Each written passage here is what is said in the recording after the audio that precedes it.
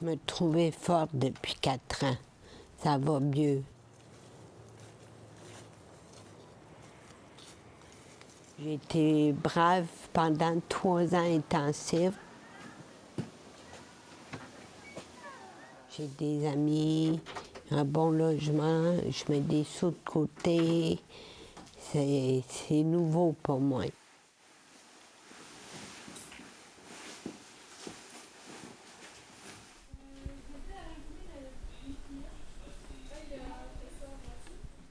L'allocation de logement et le transport par l'aide sociale. Puis là, ce qui serait pas pire, ce serait d'essayer de conclure avec parler de la solidarité, tu sais, comment c'est important d'avoir du soutien pour s'en sortir quand on a autant de problèmes. Je m'appelle Micheline Ciarlot, j'ai 60 ans, j'habite Montréal dans le quartier Antique. Daniel, l'autre fois, là, ça a l'air... Aujourd'hui, ça va bien, mais j'aimerais vous raconter mon histoire d'itinérance.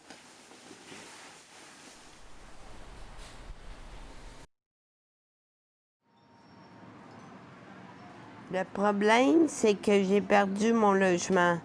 J'avais arrêté de payer mon logement parce qu'il était trop insalubre. J'ai appelé à la ville de Montréal pour qu'ils viennent constater l'état de mon appartement et pour me plaindre après cela à la régie du logement. Mais le propriétaire a lui-même porté plainte devant la régie pour non-paiement de loyer. Le délai pour passer à la régie est trop court. Je n'ai pas eu le temps de me défendre, de me préparer pour l'audience. Je n'avais pas le rapport de la ville encore. Quand j'étais mise à la rue, j'ai perdu mes meubles. Ça m'est arrivé 5 fois en tout.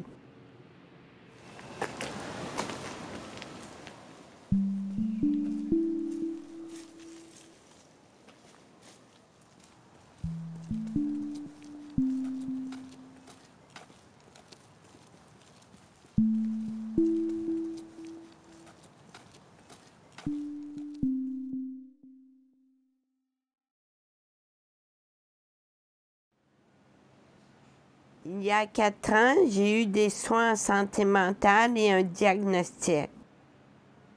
Avant, quand j'avais des problèmes, je n'arrivais pas à établir les bonnes priorités. Aujourd'hui, je sais que j'aurais dû mettre ma priorité à trouver un bon logement.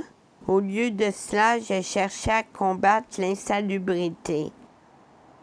J'aurais dû continuer de payer mon loyer, monter mon dossier et là, dénoncer le propriétaire devant la régie. J'étais incapable de raisonner comme cela.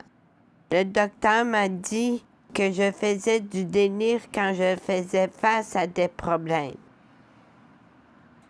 Je ne suis pas dans un réseau pour ceux qui ont besoin d'aide en santé mentale parce qu'ils ont vu que je paye mon loyer, mon épicerie et que je gère mon quotidien.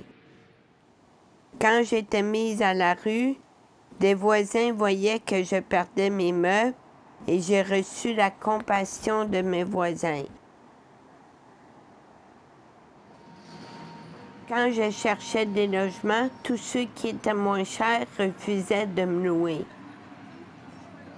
J'étais obligée de louer des logements plus chers par rapport à mon revenu de l'aide sociale. Dans le passé, l'aide sociale m'a blâmé, ils m'ont mis une dette à rembourser. J'ai dû passer au tribunal administratif du Québec. Ça fait juste 4 ans que j'ai la paix avec l'aide sociale. Aussi, quand la DPJ m'avait enlevé ma fille, j'ai perdu toutes les allocations familiales. Avec toutes les pertes de revenus, c'est dur de garder un logement. J'arrivais à la Seine, je n'arrivais pas à me nourrir. J'ai dormi une nuit dehors en novembre. J'ai beaucoup de respect pour ceux qui dorment à la rue.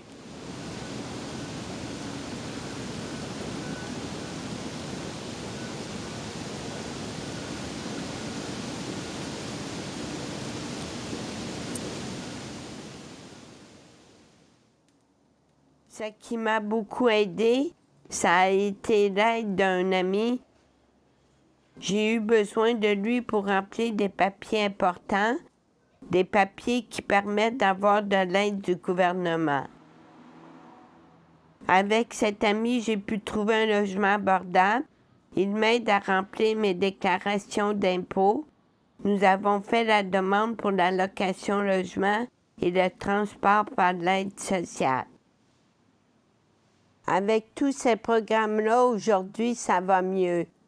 Mais avec tous ces problèmes, ça a détruit monétairement ma vie, ma famille, ma santé.